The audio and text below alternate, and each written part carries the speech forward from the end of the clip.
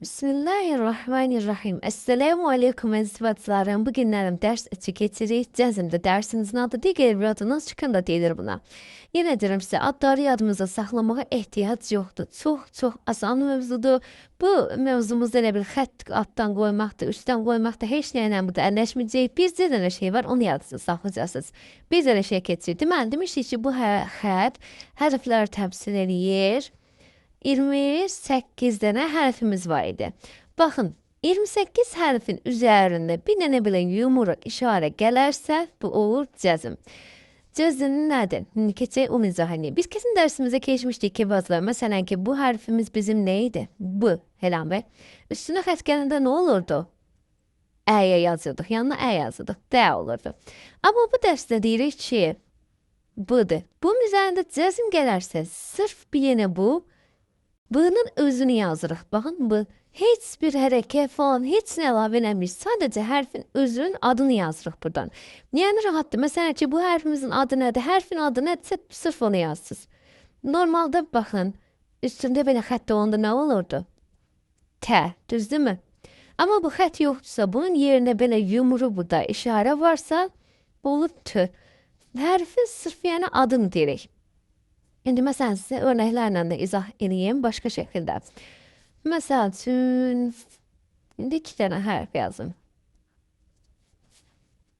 Hərfi yəni sanki sıfırlayır da, yəni sıfırlayır, sırf öz adını dedizdirir. Deməli, biz bunu normalda nə oxurduq? Bu bizim nə hərfimiz idi? Ə, bu nədir? B'dir, düzdürmü? Aşağısında yuxarısında xətt olanda nə olur? B.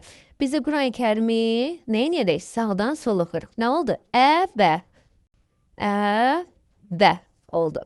Şimdi eğer bunun yerine cazım olsaydı, cazım, bunun əni oxumurduk. Olur buna eb. Erzine eb olur. Yani diğer formada diyeyim ki cazım özüne yapıştırır sanki harfi birleştirir. Sırf yani özüne birleştirir. Bakın. Bu harfimiz nedir? E. Bu harfin öz adı nədir? T. Ne oldu? Ət. Eğer ama bunun üstüne xətt olsaydı ne olacaktı? Ətə. Olmadığı için, cəzm olduğu için de son bir tane de örnek vereyim. Mesela bu harfimiz neydi? Bu nədir? S harfimiz oldu ne? S. Təkcə əlifə aiddir mi? Xeyr, bütün harflərə aiddir bu. Məsəl üçün B. Bakın bu ne harfimizde B. Bu da bizim T harfimiz, değil mi? Normalde bu nezi okurduk? B. Yukarıda xətt. Bu da ne oldu? T. Bətə. Ama ki bu oldu cəzim. Cəzim olanda sırf harfin özünü dedik. Bu buradan getdi. Oldu ne? Bət.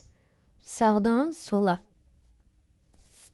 Yəni toparlayıram deməli, Kur'an-ı Kerimdə 28 hərf var. 28 hərf üzərinə bu yumruq kiçik işarə gələrsə, hərfin öz adını oxuyuruq. Deməli, bu da neydi? T. Oldu necə? Ət. Və Kur'an-ı Kerimdə sağdan sola oxuyuruq. Normalda yəni bu şəkildə oxuyuruq. Kur'an-ı Kerimdə tərsinə oxunur. Elhamdülillahi Rabbil alemin.